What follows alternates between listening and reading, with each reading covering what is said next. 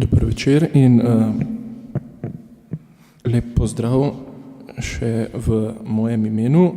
Zdaj, na mene je nekako padla vloga ob tem dogodku, da naj bi moderiral pogovor z avtorjem knjige Olivierjem Razakom. In v predpripravah na ta dogodek smo nekako preigravali vse najrazličnejše možne variante, kako naj bi ta pogovor potekal. Zdaj, ena od osnovnih idej je bila, da bi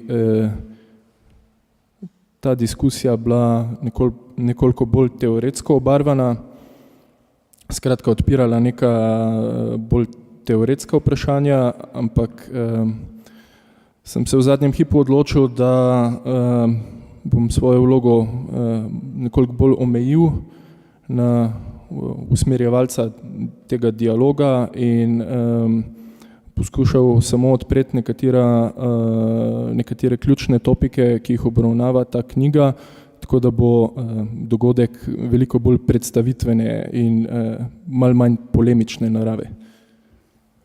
Bonsoir et bienvenue. Aujourd'hui, je suis dans le rôle de celui qui anime un dialogue et dans la préparation de cet événement, nous avons analysé différentes possibilités, comment on pourrait mener ce dialogue.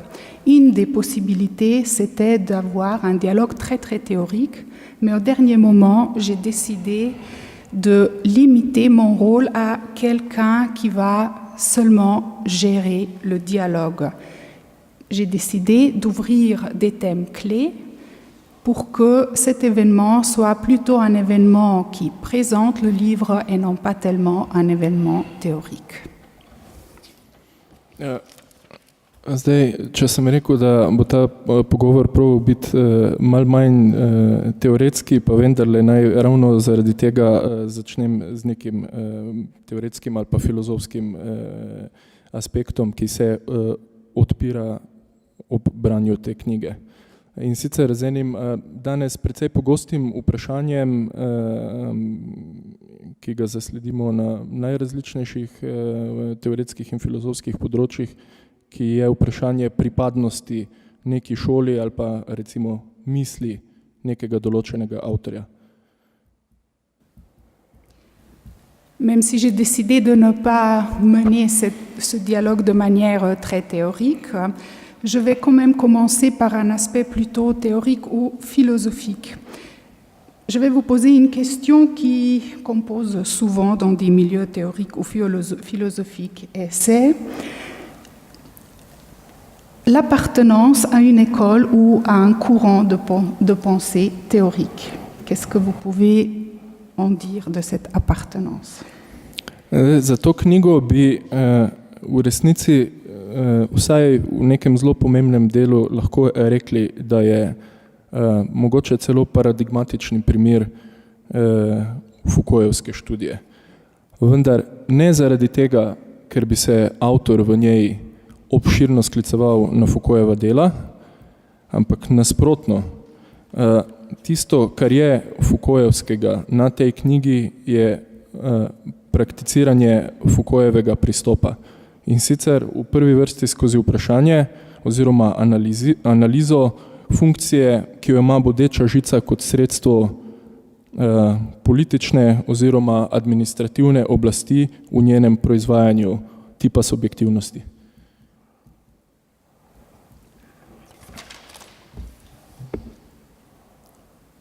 Je peux dire que ce livre est un exemple et un paradigme d'une étude à la Foucault. Non pas parce que dans ce livre il y ait des citations des œuvres de Foucault, mais parce que vous utilisez son approche dans votre livre. Dans votre livre, vous ouvrez la question de la fonction du barbelé. Quelle est la fonction du barbelé en tant que l'outil du pouvoir administratif et politique? In z tega vidika je nujno uvodoma izpostaviti, da glavno vprašanje, ki Olivierja v tej knjigi zanima, ni funkcija bodeče žice nasploh, v kateri bi obravnaval recimo njeno uporabo v nepolitičnih praksah, recimo v kmetovanju in podobnih drugih družbenih praksah, temveč ga zanima izključno kot sredstvo za politično razmejevanje prostora. Se pravi, sredstvo za prostorski opis oblastnega razmerja. Donc ici, il faut dire que la question dont s'occupe Olivier Razak dans son livre, ce n'est pas la question de la fonction du barbelé en général, donc dans des pratiques non politiques, comme par exemple dans l'agriculture. Ce qui l'intéresse dans ce livre, c'est le barbelé en tant que l'outil pour la séparation politique de l'espace, ou la délimitation politique de l'espace. In tisto, kar je bistveno in kar je bilo za mene presenetljivo, tudi ko sem prvič to knjigo bral pred več kot 10 leti v italijanskem prevodu. Takrat sem imel v rokah v bistvu prevod prve izdaje, nekoliko tanjše, manj obsežnejše izdaje Olivierjeve knjige, ki jo je potem nekoliko razširil in še bolj v detajle razvil v kasnejši izdaji. Je bilo seveda to presenetljivo spoznanje, recimo temu, da bodeča žica ni to, kar večina ljudi najprej pomisli, nastala oziroma bila prvič uporabljena v koncentracijskih taboriščih 20. stoletja, niti ne tisto, kar kot drugo pade na misel v prvi svetovni vojni in v pozicijskih bitkah, ampak v Združenih državah Amerike v drugi polovici 19. stoletja pri osvajanju divjega zahoda. Ce que j'ai trouvé le plus impressionnant et ce qui était le plus nouveau pour moi quand j'ai lu ce livre pour la première fois, et c'était il y a plus de 10 ans, j'ai lu une édition italienne, une traduction italienne, c'était la première édition du livre qui était un peu moins épaisse que celle-ci maintenant. Donc ce qui m'a surpris, c'est le fait que le barbelé n'a pas été conçu ou utilisé pour la première fois, comme d'habitude on pense, donc n'a pas été utilisé pour la première fois dans les camps de concentration, ni dans la Première Guerre mondiale, qui était une guerre de position, mais que le barbelé a été utilisé et découvert en fait dans la deuxième moitié du 19e siècle quand on a aux États-Unis. Se pravi, če povzamem.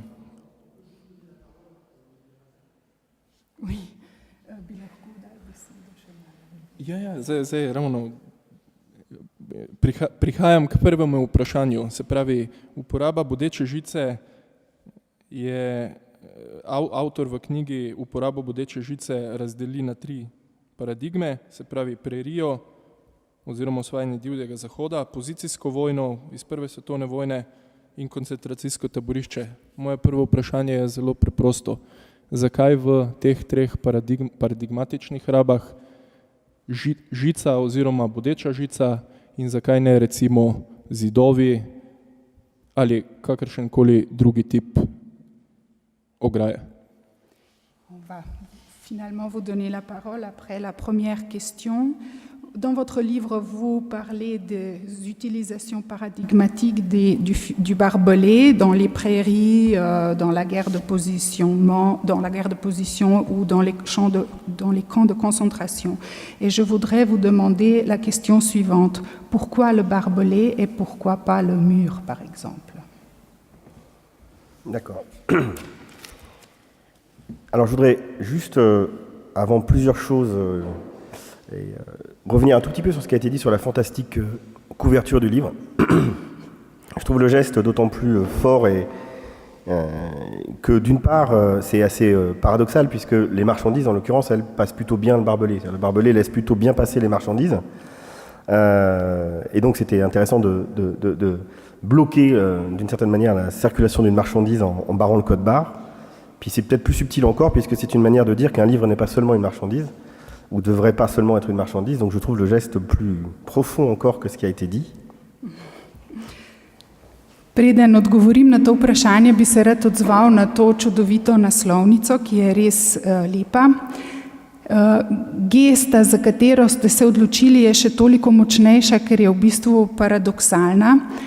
Bodeča žica je namreč nekaj, kar se samo po sebi zelo dobro prodaja in po drugi strani hočete povedati ravno s tem, ko prerežete črtno kodo, da mogoče knjiga ni samo običajno blago, ki ga je treba prodajati, da je mogoče nekaj več. Ensuite, avant de répondre aux questions, il me faut bien sûr remercier, quand je dis il me faut, c'est un besoin pressant de remercier toutes les personnes qui ont pu permettre cette traduction et ma venue. C'est la deuxième fois que Masca a traduit un livre de ma part, donc parce que je commence à être gêné presque. Non, je vous remercie beaucoup pour l'intérêt que vous portez à mon travail et puis sur la qualité du travail que vous menez, le courage aussi qu'il faut, et sur la gentillesse et la parfaite organisation, c'est pas anodin, avec laquelle à chaque fois je suis reçu ici. Donc voilà, je remercie toutes les personnes qui ont travaillé pour ça, les personnes des éditions Masca bien sûr, et l'Institut français également.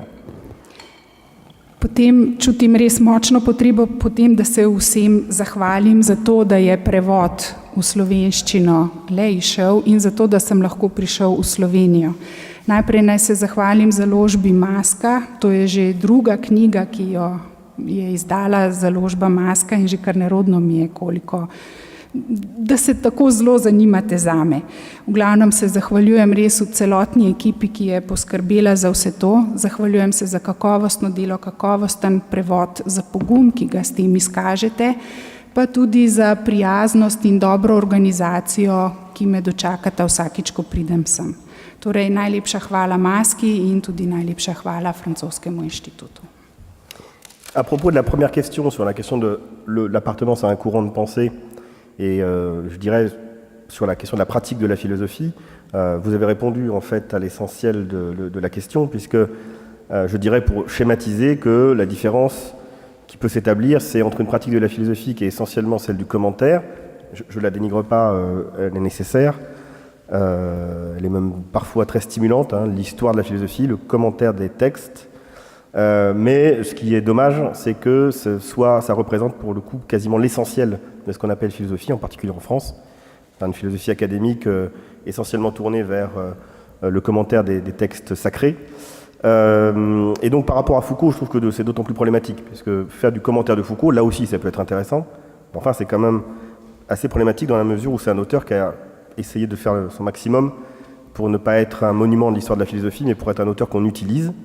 Et donc la différence, elle est là, elle n'est pas tant dans l'appartenance à une école de pensée que dans la pratique elle-même de la philosophie, comme non pas commentaire des auteurs, mais comme usage libre d'ailleurs de ces auteurs pour essayer de penser d'une manière critique des problèmes qui sont actuels et qui sont vécus.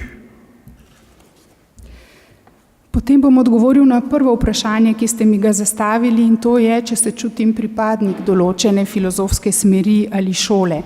Rekel bi, da ni toliko vprašanje smeri, ki ji pripadaš, ampak kakšno filozofsko prakso bereš, kako boš uporabil filozofijo. Razlika je v tem, da na eni strani je na primer glavni del akademske filozofije v Franciji take vrste, da se bolj ukvarjajo s komentarji besedil. Po drugi strani pa na primer Foucault, ki je zelo zanimiv avtor, je avtor, ki si je želel biti ne nekdo, ki bo postavil spomenik, ampak nekdo, ki bo koristen. In v tem je ta razlika. Ne toliko, kateri šoli pripadaš, ampak kako boš uporabil filozofijo in ali boš uporabil misli teh avtorjev za kritično razmišljanje o sodobnih vsakodnevnih problemih. Pour la seconde question, qui est la question de démarrage, et finalement, c'est toujours un peu reconstruit après coup, mais je pourrais dire que c'est la question de départ, c'est-à-dire pourquoi le barbelé, pourquoi un tel succès, et à la place des modes classiques de délimitation qui étaient le mur pour l'essentiel, effectivement, ou d'autres modes de délimitation. Alors, j'ai pris quelques images pour illustrer mon propos. Donc, le barbelé est apparu aux États-Unis à la fin du 19e siècle. Et en gros, l'idée, c'est qu'à la base, c'est vraiment pour résoudre des problèmes de type économique au sens large. Comment coloniser l'immense espace qui est au milieu des États-Unis, c'est-à-dire les grandes plaines, alors qu'il lui manque les ressources pour établir les délimitations classiques, et en particulier des murs. Donc, le barbelé, c'est non pas quelque chose qui apparaît comme ça, c'est le résultat d'un effort de rationalisation industrielle des délimitations de l'espace. Donc c'est un gros processus. Et en l'occurrence, il y a eu des centaines de brevets de clôture artificielle. Et celui qui a gagné, le brevet qui a gagné, il l'a gagné après un processus de sélection qui a conservé l'outil le plus économique, le plus souple et le plus efficace pour délimiter les espaces dans les grandes plaines. In drugo vprašanje, ki se nanaša na to, zakaj je to delo nastalo, torej zakaj bodeča žica in ne recimo kakšen zid ali kakšno drugo klasično orodje za razmejevanje prostora. Tukaj bom uporabil nekaj slik oziroma vam pokazal nekaj slik. Bodečo žico so izumili konec 19. stoletja in to kot rešitev za probleme, ki so bili povsem gospodarske narave.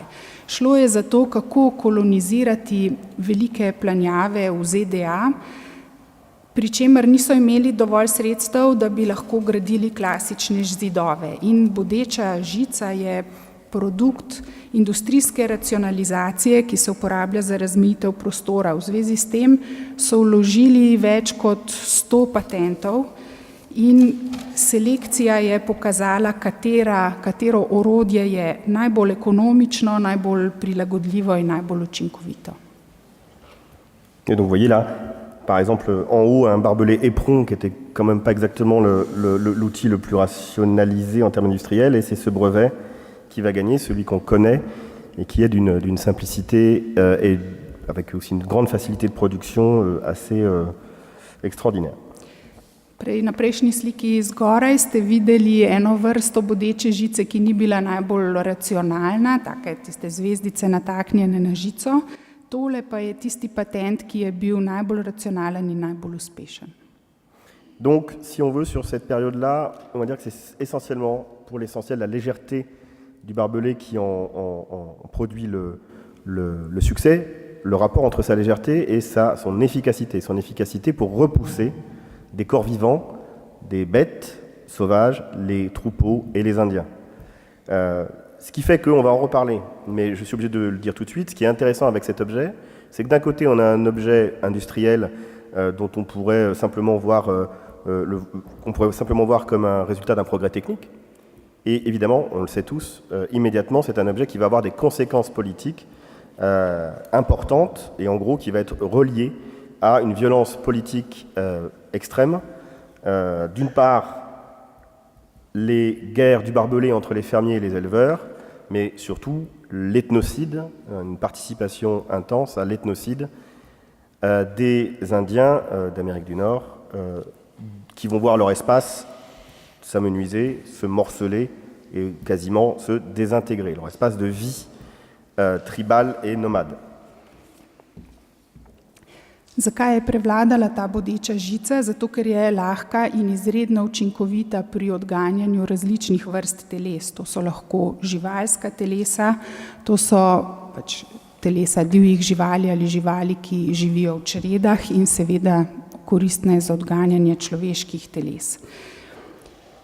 Lahko bi rekli, da je to rezultat tehničnega napredka, da je žica tako nastala, vendar lahko takoj vidimo, kakšne bodo hude politične posledice izumitve bodeče žice, kajti bodečo žico lahko takoj v mislih povežemo s hudim političnim nasiljem, z bojem med nomadi in rejci v Ameriki, z etnocidom, s preganjanjem indijancev, s tem, ko se je njihov življenjski prostor v bistvu omejil, razdrobil in popolnoma skrčil.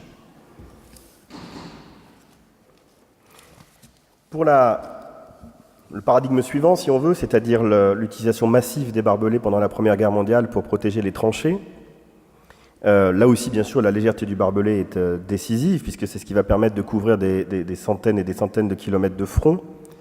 Et il y a un autre élément qui était déjà important pour les États-Unis, mais là qui apparaît aussi comme décisif, au moins deux autres éléments. C'est d'une part la mobilité du barbelé qui permet de suivre l'évolution du front qui est quasiment quotidienne. Preden preidemo še na drugo paradigmo oziroma na drug tak tipičen primer uporabe, to je bilo med Prvo svetovno vojno, ko so z bodečo žico zaščitili strelske jarke in na tak način utrdili ali zaščitili na stotine kilometrov, kjer je potekala fronta. Naj omenim še dve stvari, ki se navezujeta na Združene države. Koristnost žice je bila zato v tem, da je mobilna, da se je lahko prilagajala spremembam stanja. Petit commentaire sur cette image, donc c'est le brevet des réseaux de barbelés devant les tranchées posé par le génie français bien avant enfin un brevet d'ailleurs j'exagère un peu, enfin l'élaboration de ces réseaux bien avant la Première Guerre mondiale. Et comme vous le voyez, c'est en fait exactement le processus d'une virtualisation, c'est-à-dire qu'en quelque sorte on garde du mur que le strict nécessaire, c'est-à-dire qu'on garde un squelette de mur. Évidemment, ce qu'on ne voit pas sur le plan, c'est que c'est un squelette de mur hérissé et donc particulièrement défensif. Ja, poglejte si tole sliko, ne bom rekel, da je to ravno patent, ampak to je shema, ki so jo narisali že pred Prvo svetovno vojno. Gre pa v bistvu za virtualizacijo stene. Če takole razporediš bodečo žico, ima vlogo stene, bodeče stene in od stene ni ostalo več veliko, samo še skelet. V tem pa je ta virtualizacija stene. Petit juste aussi ajout, le barbelé a aussi une efficacité particulière dans les tranchées parce qu'il a une forme de résistance tout à fait nouvelle. Le mur a une résistance statique au choc et à la poussée qu'on peut faire sur lui. Le barbelé est plastique. Ce qui veut dire que, par exemple, dans les témoignages de la Première Guerre mondiale, revient souvent cette image d'un bombardement intensif des réseaux de barbelés, les barbelés qui s'envolent dans le ciel et qui retombent dans un enchevêtrement encore pire qu'au début. Et donc c'est un principe de résistance de la délimitation qui est tout à fait nouveau, qui est non pas dans sa massivité et sa rigidité, mais dans sa plasticité qui absorbe le choc plutôt que de le repousser. Bodeča žica je bila med Prvo svetovno vojno v strelskih jarkih dosti bolj učinkovita kot na primer zid. Zid je statična zadeva, ki je slabo odporen na razne udarce in drugačne stvari, eksplozije in tako naprej.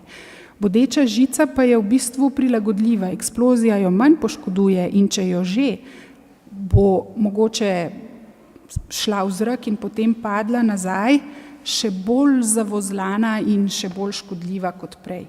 In ta nova dimenzija, ta odpornost žice na zunanje dejavnike, ta njena plastičnost je tisto, kar ji daje še dodatno prednost. Et bien sûr, dans cet usage, ce paradigme, le barbelé va être aussi relié à une violence extrême qui est celle de la guerre moderne industrielle, au massacre impensable de la Première Guerre mondiale, et va commencer à devenir un symbole d'une violence moderne spécifique, c'est-à-dire barbare et moderne, dans les récits de soldats. V Prvi svetovni vojni je bodeča žica že neločljivo povezana z ekstremnim nasiljem in vedno bolj postaja simbol barbarskega nasilja, vsaj tako o njej govorijo tisti, ki govorijo o Prvi svetovni vojni. Je termine juste sur le troisième paradigme rapidement, parce que je pense qu'on va y revenir par d'autres questions. Évidemment, dans les camps de concentration, alors j'insiste, les camps de concentration ne sont pas simplement allemands et nazis, ou sous une autre forme soviétique et stalinien. Le camp de concentration est un dispositif qui a été utilisé par tous les régimes, quel que soit leur bord politique, pas exactement sous les mêmes formes, certes, mais enfin il a été utilisé dans toute la modernité. Selon un plan, si vous voulez, une organisation qui est la même à peu près pour tous les camps. Et qui se retrouve d'ailleurs dans des dispositifs actuels dont on va parler tout à l'heure. Donc là, évidemment, légèreté, mobilité, plasticité du barbelé, et évidemment, on comprend bien aussi discrétion, on va en reparler après. Le barbelé est intéressant puisqu'il permet de poser rapidement des lieux de type industriel, alors soit dans l'utilisation de la main-d'œuvre concentrationnaire, soit dans l'extermination industrielle des personnes dans les camps, d'une manière rapide, efficace, et en même temps qu'on peut supprimer le camp, on peut en retirer, supprimer toutes les traces beaucoup plus facilement que si on avait construit évidemment en dur. Tretji paradigmatični primer uporabe bodeče žice so koncentracijska taborišča, pa ne samo nemška nacistična, ampak tudi druga, tudi v Sovjetski zvezi pod Stalinom in tako naprej. Bodečo žico so dejansko uporabljali vsi režimi, ne glede na usmerjenost politično. In bodeča žica mogoče ne nastopa vedno v povsem enaki obliki, ampak zelo zaznamuje vsa taborišča v modernem času. Tudi načrt organizacije vsakega taborišča je bolj ali manj enak. Bodeča žica pa se uporablja zato, ker je lahka, mobilna, prožna in v bistvu tudi precej diskretna. Hitro jo postaviš, z njo učinkovito razmejiš prostor in potem tudi hitro pospraviš, če hočeš skriti sledove vsega, kar se je dogajalo. Alors je finis par répondre entièrement à la question. J'ai fait une réponse longue pour présenter aussi un peu les grands thèmes du livre. J'essaierai de répondre plus brièvement après. Pourquoi le barbelé, pas le mur? Pour au moins 5 raisons, j'en ai évoqué 4 jusqu'à maintenant. Pour sa légèreté, pour son adaptabilité ou sa mobilité, pour sa souplesse au sens d'une résistance plastique, pour sa discrétion. Reste une 5e caractéristique, qui est que le barbelé, par sa fragilité même, doit nécessairement donner une place nouvelle à la surveillance. D'où, dans le camp, la place aussi importante que la clôture du mirador. Le barbelé est le signe que quand le pouvoir sur l'espace se virtualise, c'est-à-dire qu'il se dématérialise, il doit se récupérer sous une autre forme qui est celle d'un pouvoir potentiel qui ne s'actualise que quand c'est nécessaire et qui fonctionne par un couple de clôture-surveillance. Et ce paradigme-là est le paradigme évidemment qui a aujourd'hui encore, sous d'autres formes, électroniques aussi, une grande actualité.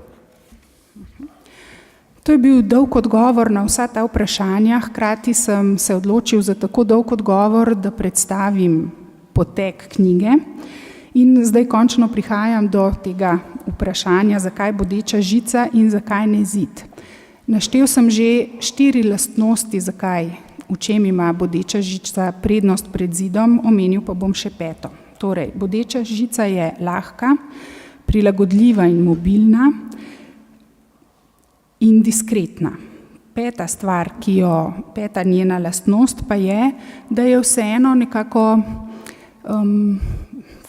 fragil, lomljiva, vseeno je uničljiva. In zato odpira poti novim načinom nadzora, novim načinom razmejevanja in torej odpira poti virtualizaciji. Virtualizacija pomeni, da se neka stvar dematerializira in da pridobi novo obliko. Ta nova oblika pa je samo potencialna možnost, ki jo lahko uporabiš, kadar je to potrebno. In ta kombinacija zapiranja nečesa, zapiranja prostora in nadzora, to je ta kombinacija, ki je v sedanjih situacijah zelo pomembno vprašanje. Hvala za tale dolg in izčrpen odgovor na to prvo vprašanje.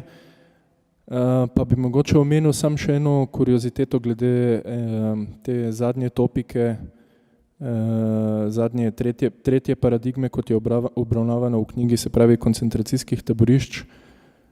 Pa bi te mogoče prosil za kratek komentar, pojasnevalni komentar. Se pravi, v knjigi navajaš primer taborišča Treblinka, ki je v nekem smislu precej različen od vseh ostalih. Namreč, kaj se je zgodilo s Treblinko, kot vemo, delovalo je, če se ne motim, od leta 42 od poletja 42 do jeseni leta 43.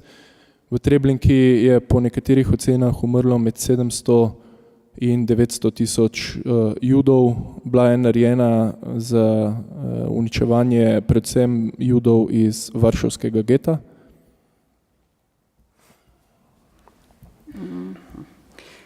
Merci beaucoup pour cette longue réponse. Je voudrais maintenant vous demander un commentaire ou une explication qui concerne le troisième paradigme. Parmi les exemples des camps de concentration, vous mentionnez le camp de Treblinka. Et ce camp est bien différent des autres camps. Il a été créé en été 1942 et il a fonctionné jusqu'en automne 1943 et selon les estimations, entre 700 000 et 900 000 juifs y trouveraient morts. Donc ce camp a été construit pour détruire des juifs de Varsovie. Se pravi, potem ko je poleti leta 1943 prišlo do notranjih uporov v taborišču, so se nacistične oblasti odločile, da bodo jeseni leta 1943 taborišče ne samo zaprle, ampak so ga tudi porušile. In to na ta način, da so po v bistvu zravnanju taborišča z zemeljsko površino to površino tudi preorali. Skratka, po uničenju je izgledalo kakor da taborišča Treblinka nikoli ni bilo tam, kjer je stalo. To se mi zdi dober primer, ki ga izpostavljaš v knjigi, zaradi tega, ker pride do izraza ta karakteristika bodeče žice, ki ni samo v tem, da se ogrado iz nje da enostavno in hitro postaviti, temveč tudi ta, da se jo da hitro in učinkovito premikati in tudi odstranjevati. Donc, en été 1943, il y a eu une révolte dans ce camp et les nazistes ont décidé de fermer le camp. Et ils ne l'ont pas seulement fermé, ils l'ont complètement détruit. Ils ont même labouré la terre, donc après ce terrain. Donc on avait l'impression que le camp n'avait jamais existé. Et je trouve que c'est un exemple, un très bon exemple, parce qu'il démontre bien que le barbelé peut être vite monté et aussi vite démonté. C'est le plan du camp de Treblinka. To je načrt Treblinke. Je ne veux pas dire de bêtises, mais voilà, c'est ça. Il a été fait sur la base de croisements de témoignages. Parce qu'on n'a jamais pu refaire le plan à partir de choses qui seraient comme des fondations, puisqu'il n'a pas été retrouvé, le lieu, et on n'a pas retrouvé, on n'a pas pu reconstituer le plan à partir de l'architecture, mais uniquement à partir des témoignages. Tole je načrt Treblinke, ki pa so ga naredili samo na podlagi pričevanj in na vzkrižnih pričevanj, kajti v bistvu samega mesta, kjer je bil kamp, kjer je bilo taborišče, niso našli ne temeljev, ne lokacije.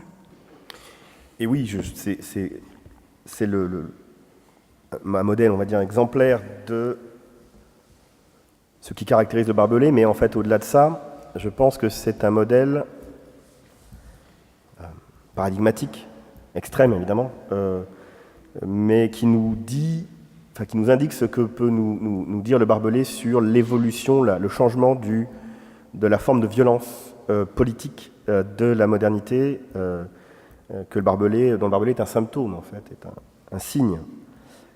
Ce que ça dit dans ce sens-là, c'est qu'une violence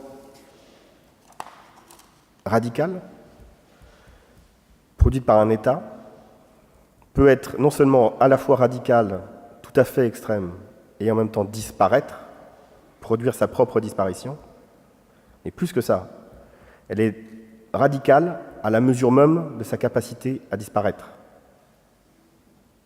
Jusque-là, le pouvoir politique, sa violence, fonctionnait plutôt par des envois de signes explicites de l'autorité et de la souveraineté.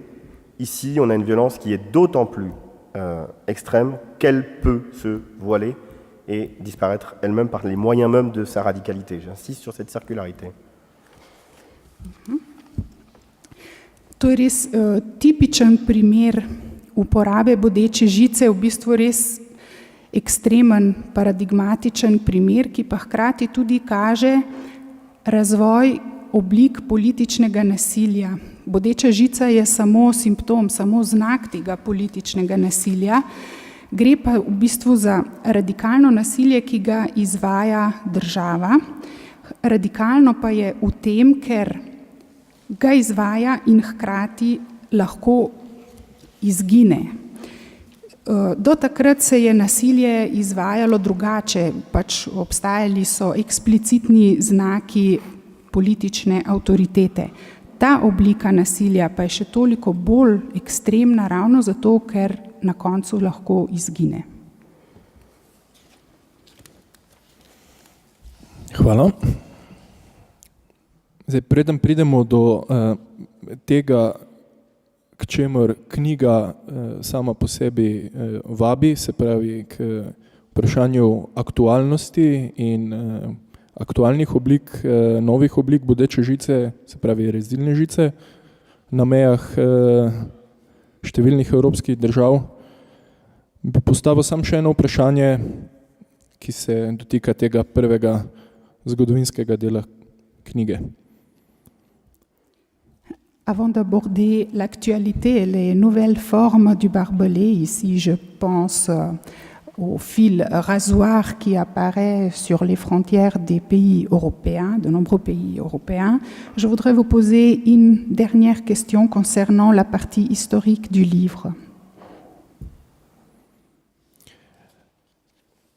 Vloga, ki jo je odigrala bodeča žica pri etnocidu belih kolonizatorjev pri osvajanju Zahoda Združenih držav Amerike, se mi zdi tesno povezana z vprašanjem evropskega oziroma zahodnega dojemanja koncepta suverenosti, o katerem se danes zelo na široko govori. J'ai l'impression que le rôle du fil barbelé, le rôle que ce fil a joué dans l'ethnocide aux États-Unis, est étroitement lié à la question de la manière dont... Kako dojemajo zahodnoevropske države? Kako dojema zahodnoevropske države, pa nasploh sam Zahod, kako dojema pojem suverenosti, o katerem se danes zelo na široko govori. C'est étroitement lié à la manière dont les pays de l'Europe de l'Ouest comprennent la souveraineté d'État. Ali bi se strinjal s trditvijo, da je bodeča žica pri osvajanju divjega Zahoda v resnici razmejevala med dvema radikalno različnima svetovoma, med svetom nomadskih plemen na eni strani in univerzalnih pravic na drugi strani? Est-ce que vous êtes d'accord avec moi quand je dis que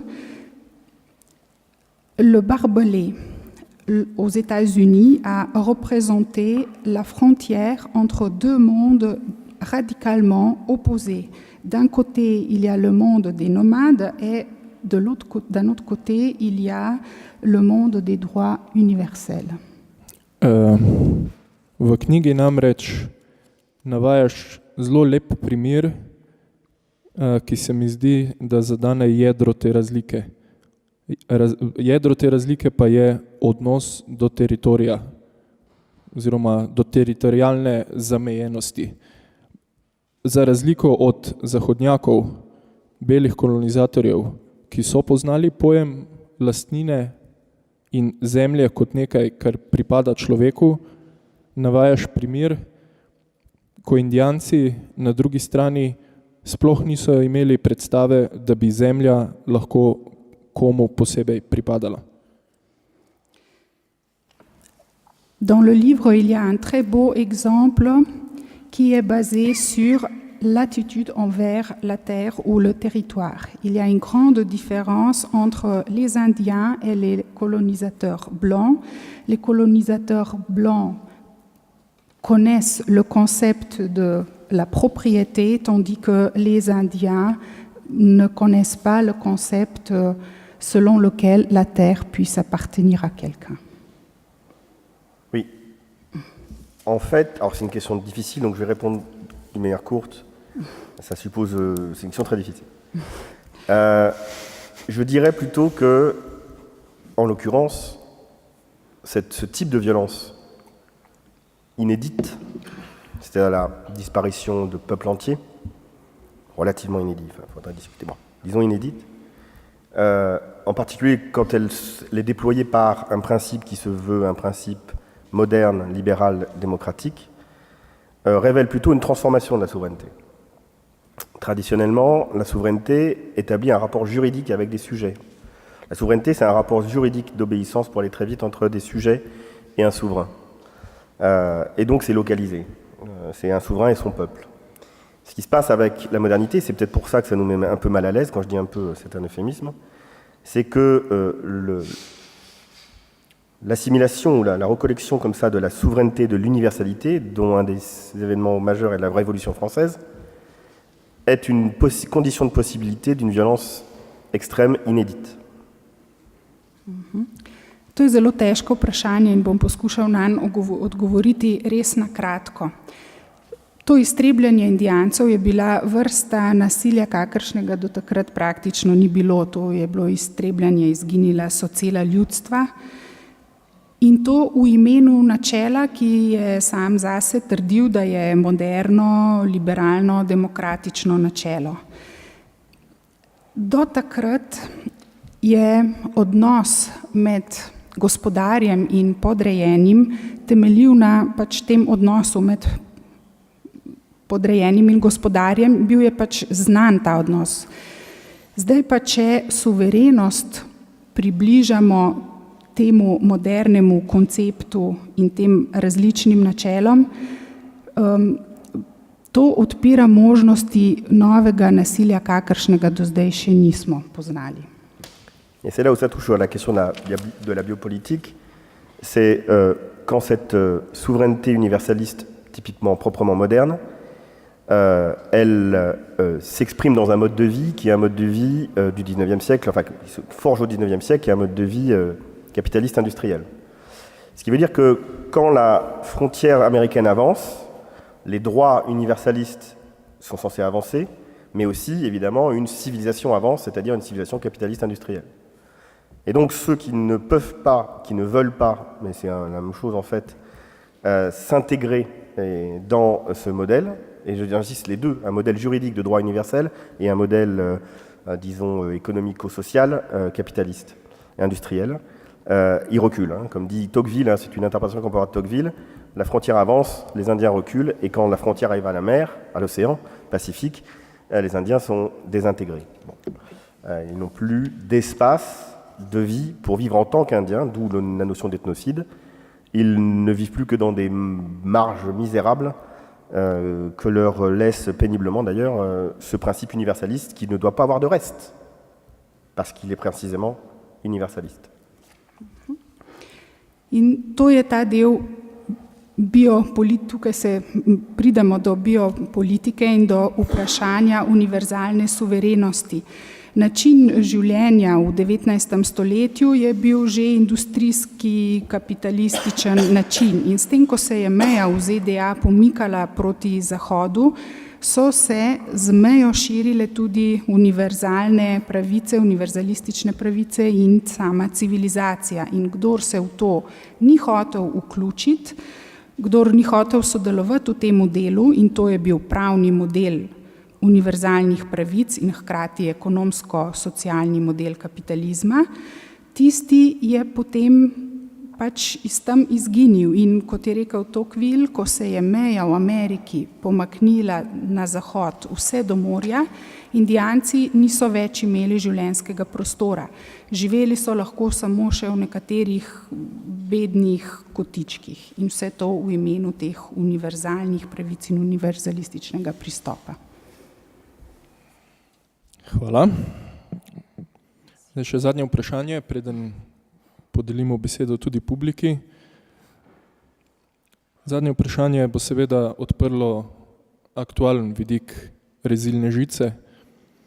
Zdaj, ko sem se pripravljal za ta pogovor, sem slučajno danes popoldne ujel avtorjevo izjavo za včerajšnjo kulturo na nacionalni televiziji, v kateri je dejal nekako takole.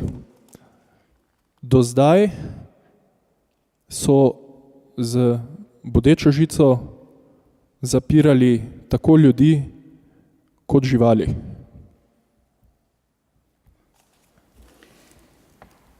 Voilà, c'est la dernière question maintenant et je voudrais aborder des aspects liés plutôt à l'actualité. Hier, je vous ai entendu parler avec les journalistes pour la télévision slovène, pour l'émission culturelle de la télévision slovène, et vous avez dit quelque chose comme ça. Jusqu'à maintenant, le barbelé a été utilisé pour enfermer les gens et les animaux. Il va continuer. Na drugi strani pa z rezilno žico danes ograjujejo samo ljudi.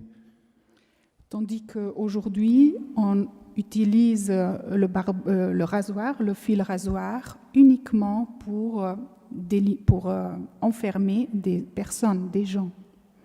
V knjigi govoriš o politični zgodovini bodeče žice skozi 3 paradigme.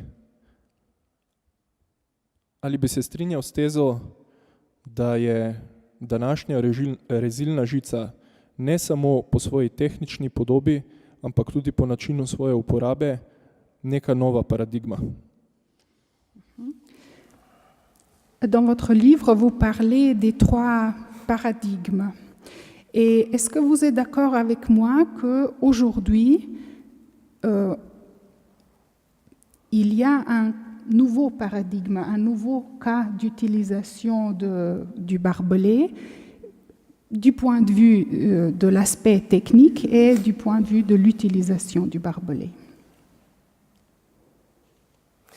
Alors juste, premier élément, effectivement, c'est peut-être quelque chose qui doit nous aider à nous interroger, des choses simples parfois, mais frappantes, c'est qu'il faudrait être totalement fou pour utiliser des barbelés rasoirs pour enclore des vaches. Eno stvar moramo imeti res pred očmi in to je zelo preprosta zadeva, ampak res bi bilo neumno uporabljati rezilno žico za to, da omejiš prostor, kjer so krave. Et d'ailleurs, personne ne le fait. In tega tudi noben ne naredi. D'ailleurs, déjà, pour les chevaux, on n'utilise pas de barbelés classiques la plupart du temps, mais des clôtures électriques. Za konje pa tudi klasične bodeče žice nikdar ne uporabljajo, ampak električne pastirje. Ce qui veut dire qu'on pourrait établir une sorte de rapport, proportionnalité, entre l'outil qu'on utilise pour clôturer un espace, que ce soit pour interdire de rentrer ou pour interdire de sortir, ou pour hiérarchiser cet espace, et la valeur qu'on attribue au corps vivant qui occupe cet espace. Plus cette valeur et aussi la fragilité du corps vivant est prise en question, moins on peut utiliser d'outils brutaux.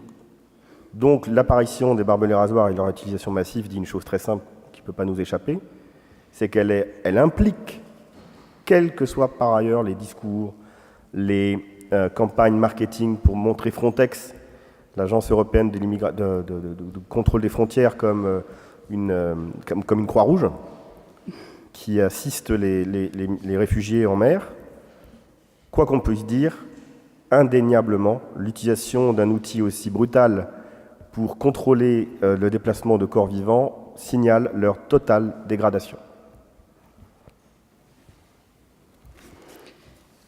Ja, in ta odnos lepo kaže, oziroma ta uporaba, za katero žico se odločiš, lepo kaže, kakšen je odnos oziroma kakšno je sorazmerje med orodjem, ki ga uporabiš za razmejitev prostora, bodi si zato, da omejiš notranjost ali zunanjost, torej a greš ven ali noter, je vseeno.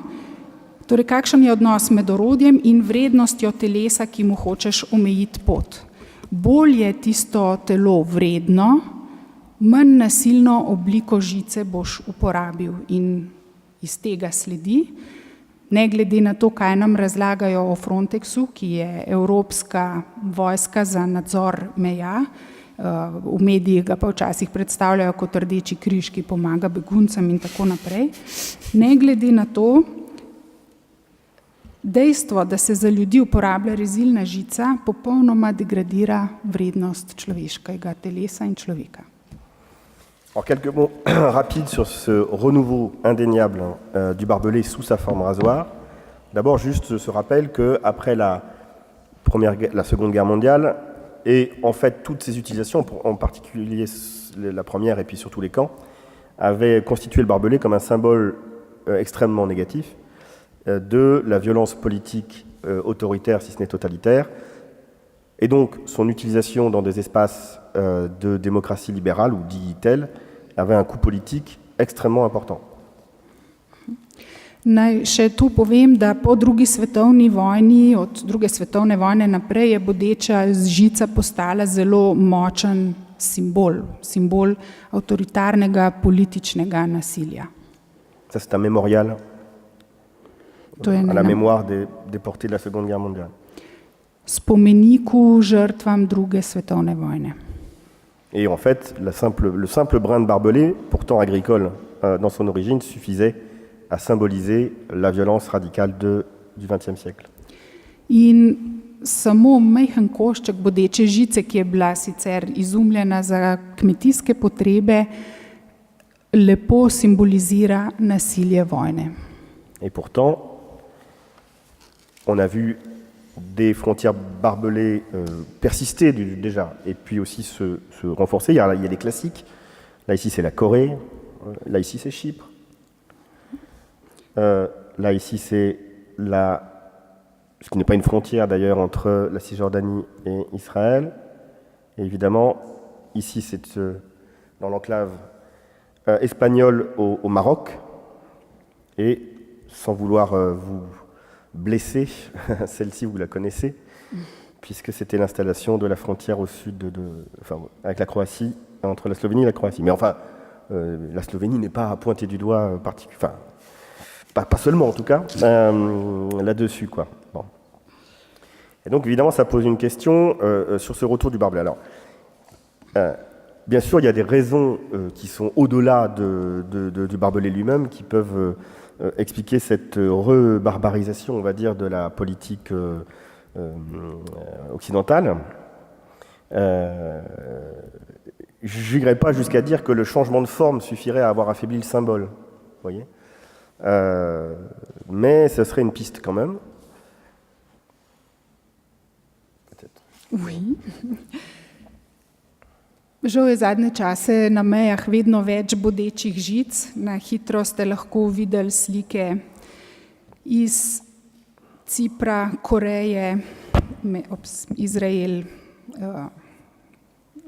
Palestina, Španija, Maroko, tole je Slovenija, pravi, nočem nič s prstom na vas kazati, nočem biti žaljiv, ampak tudi slovensko bodečo žico imam na sliki. In razlogi, zakaj poteka ta, kot on temu pravi, vesela barbarizacija politike s pomočjo bodeče žice, mogoče presegajo samo bodečo žico, zato razlogi so še drugi. Et en fait, je vais aussi répondre en termes de méthodologie en fait, et de démarche. C'est-à-dire que je serais finalement pas particulièrement à l'aise pour parler des causes du retour du barbelé, mais beaucoup plus pour parler de quel signe le barbelé est par rapport à l'évolution de la violence politique et de l'exercice du pouvoir. Et le signe, il est que non seulement il est possible d'utiliser le barbelé aux frontières, de nouveau, pour faire contre une menace qui est une menace très étrange, puisque le barbelé, pendant la Première Guerre mondiale, c'était contre des armées ennemies, et là, ce sont contre des femmes, des hommes et des enfants, désarmés.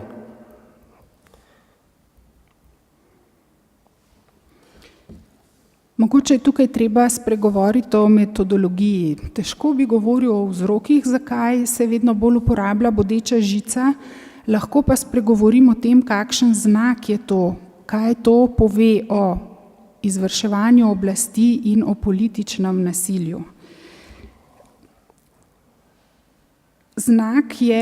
En znak, ki ga prinaša bodeča žica, je, da jih zdaj ponovno vidimo na meji. V preteklosti je bila bodeča žica uporabljena kot grožnja, ampak v vojni, grožnja ali fizična obramba v vojni proti sovražniku. Zdaj se bodeča žica uporablja kot grožnja ljudem, otrokom, ženskam, moškim. Et donc le signe que le barbelé représente, cette utilisation massive aux frontières, mais aussi dans énormément d'endroits, je le montrerai après,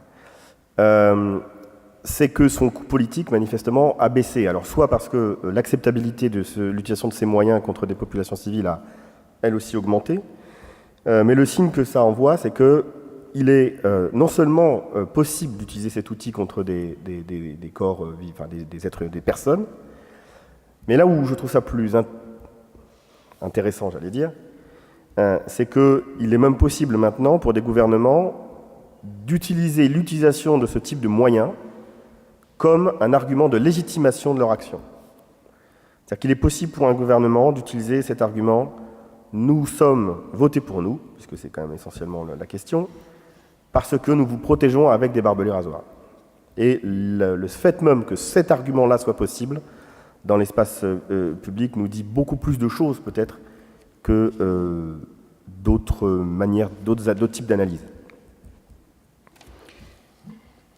Ja, bodečo žico vidimo na mejah in tudi drugje, mogoče tudi zato, ker je njena sprejemljivost, smo se tako navadili, da je postala sprejemljiva, ampak znak, oziroma sporočilo, ki nam ga posreduje ta žica, pa je prvič to, da nas lahko skrbi, da se bodeča žica lahko uporablja proti ljudem, in drugič, kar je pa še huje, da vlade zdaj bodečo žico oziroma politiki uporabljajo kot nekaj, s čimer legitimirajo svoje delovanje. Na volitvah oziroma predvolilnih programih rečejo, volite zame, jaz vas varujem s to bodečo žico ali pa vas bom varoval z bodečo žico. In to je tisto sporočilo, ki je res zaskrbljujoče. Comme je l'ai dit, il n'y a pas que les frontières, c'est-à-dire qu'il y a une rebanalisation de l'utilisation des barbelés rasoirs dans une multitude de types d'espaces. Donc là, on a le camp de... Alors, en français, on dit centre de rétention, donc moi je vais dire camp, de l'île de Lesbos. Mais vous avez le même type de dispositif, et là c'est en France, près de Paris, je crois. Ja, žica se ne uporablja samo na mejah, ampak tudi drugje. Tole je... so zbirni centri, torej to je center na Lesbosu, gospod pravi, jaz mu rečem taborišče, to ni nikakršen center. Potem druga slika je pa v Parizu, to je blizu Pariza. Bien sûr, il y a eu toujours aussi une utilisation massive du barbelé dans les prisons. V zaporih. Mais barbelé qui s'invisibilise quand même dans les prisons, puisque maintenant il est quasiment plus visible parce qu'il est derrière, massivement utilisé derrière des grands murs en béton. Zdaj jih redko še vidimo, te bodeče žice, ki se uporabljajo v zaporih, ker so ponavadi skrite za visokimi betonskimi zidovi. Bien sûr, il est utilisé aussi pour des lieux sensibles. Ici, c'est un site nucléaire. Potem na takih bolj občutljivih krajih, tole je jedrsko, pač kakšna jedrska centrala ali pa raziskovalni center. Ou même pour des espaces économiques, là c'est un site de stockage de voitures. Potem pa tudi čisto za gospodarske namene, tole je prostor, kjer shranjujejo avtomobile in je zaščiten z bodečo žico. Alors, je voudrais, justement, je ne pense pas que j'irai dans l'idée d'un changement de paradigme. Je pense que évidemment, il y a une différence fondamentale. On est au niveau des frontières en Europe, on est dans l'utilisation d'un barbelé dans une logique militaire de défense des frontières contre des civils. Donc là, on peut effectivement parler de quelque chose qui doit nous étonner. Mais pour autant, je n'irai pas jusqu'à dire que c'est un changement de paradigme dans l'utilisation du barbelé. Če odgovorim na vprašanje, mislim, da ni prišlo do spremembe paradigme pri uporabi bodeče žice. Res je, spremenilo se je to, da se bodeča žica zdaj uporablja proti civilistom, kar nas mora skrbiti ali presenečati, mislim pa, da ni prišlo do spremembe načina uporabe. Une autre raison aussi pour ne pas aller dans le sens d'un changement de paradigme, c'est en fait l'extension de la structure même du pouvoir qui s'exerce avec ce type d'outil, qu'est le barbelé, c'est-à-dire le fait que le barbelé n'est que, on va dire ça comme ça, la face visible de l'iceberg par rapport à un pouvoir sur l'espace dont il n'est qu'un élément. In drugi razlog, zakaj mislim, da ni prišlo do spremembe paradigme, je, da se še vedno ta ista oblast izvaja s pomočjo bodeče žice, ampak ta bodeča žica je samo vrh ledene gore. C'est-à-dire que ce qui m'a intéressé dans le barbelé, c'est qu'il n'était que la partie visible, physique, ô combien physique, d'un pouvoir dont l'autre face est une capacité d'extension sous un plan virtualisé, c'est-à-dire pour l'essentiel informationnel. Et là, nous avons ici des zones d'opérabilité de l'agence Frontex qui utilisent donc parfois des barbelés, des outils physiques comme des bateaux, des hélicoptères, des agents, mais aussi des radars, des capteurs, des satellites, une interopérabilité des logiciels et ce pouvoir sur l'espace, dont le barbelé est un maillon, on va dire, il peut prendre aussi une forme bien loin du symbole qui déchire la chair.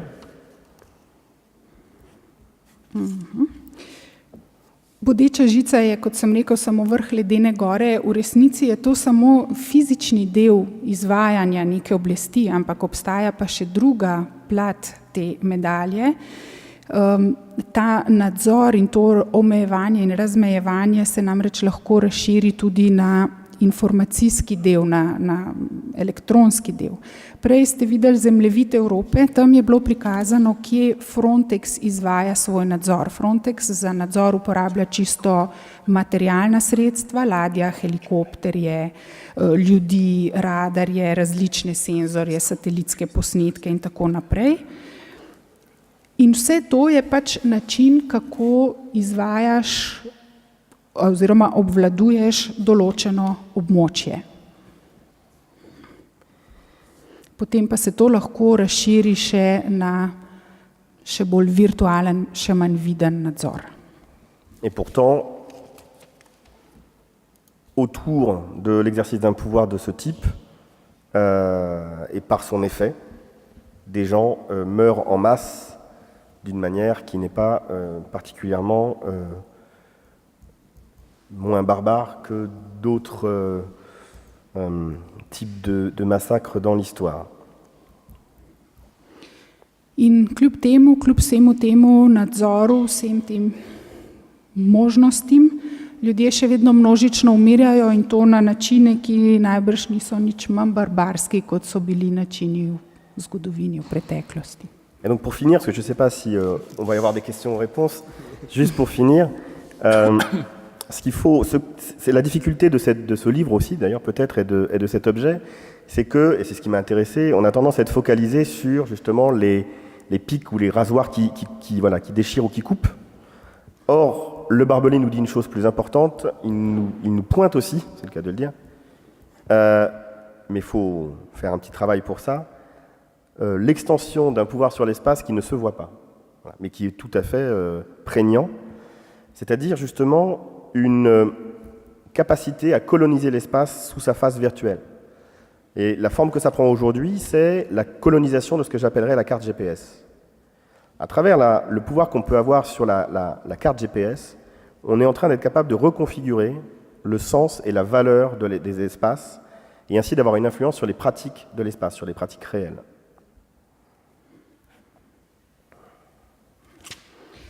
Ja, najbrž bojo potem še kakšno vprašanje, ampak da še navežem vse skupaj.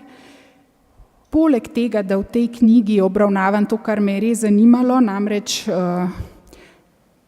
bodeča žica ima še en vidik in to so te bodice oziroma ti elementi, ki režejo ali pikajo, je bodeča žica tisto orodje, s katerim se razširi obvladovanje nekega prostora, tudi če je tisti prostor zaprt. In to se je zdaj razširilo še v virtualno shemo. Če imaš neko območje pokrito z GPS-om, lahko daš temu območju nov pomen in novo vrednost, vplivaš na način njegove uporabe in na prakse uporabe tega področja. Donc on a ici un exemple parmi d'autres d'un dispositif qui permet la colonisation d'une couche donnée de la carte GPS, qui est un bracelet GPS pour condamner. Ce qui permet de tracer ensuite, donc c'est une géolocalisation. To je zdaj en tak poseben primer kolonizacije prostora, kjer si pomagamo z GPS-om. Človek nosi elektronsko zapestnico oziroma okrog gležnja to nosi in s tem mu lahko popolnoma slediš. Et ensuite, sur l'écran, on peut tracer des zones d'exclusion ou des zones d'obligation de présence et si la personne n'est pas là où il faut, il y a une alarme. V bistvu GPS, to je geolokalizacija. Tisti osebi, ki nosi elektronsko zapestnico, določiš, katera območja so tista območja, kjer mora biti obvezno prisotna in katera so tista območja, kamor nikakor ne sme. Čim prekrši to pravilo, se nekje v nadzornem centru sproži alarm. Alors admettons qu'avec le mur, pour une dose donnée d'énergie, on pourrait dire de quantité de pouvoir, vous pouviez fermer 100 mètres. Avec la même quantité de pouvoir, grâce au barbelé, vous pouviez fermer 10 km. Eh bien, avec ce type de technologie, avec la même quantité de pouvoir, vous faites ce que vous voulez. Parce que vous traciez 1 ou 200 zones d'exclusion, ça coûte exactement la même quantité d'énergie, quasiment. Ce qui veut dire que la question, c'est quelles sont nos capacités politiques collectives pour poser des freins à un pouvoir qui n'a plus aucun frein, ou quasiment plus aucun frein, matériel à son exercice.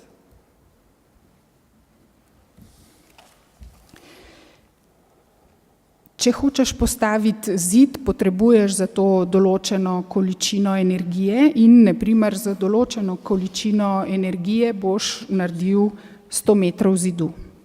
Če uporabiš enako količino energije in na mesto zidu postaviš bodečo žico, boš razmejil na primer 10 kilometrov območja.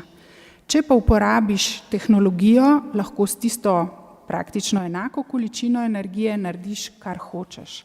To, da določiš eno mejo ali pa več omejitev ali pa karkoli, pri tej virtualni obliki nima več nobenih omejitev. In tukaj, kar se moramo vprašati, je, kakšna je naša kolektivna politična sposobnost ali pa zmožnost, da ustavimo oblast, da omejimo oblast pri tem, kar počne, ker materialno ni več omejena.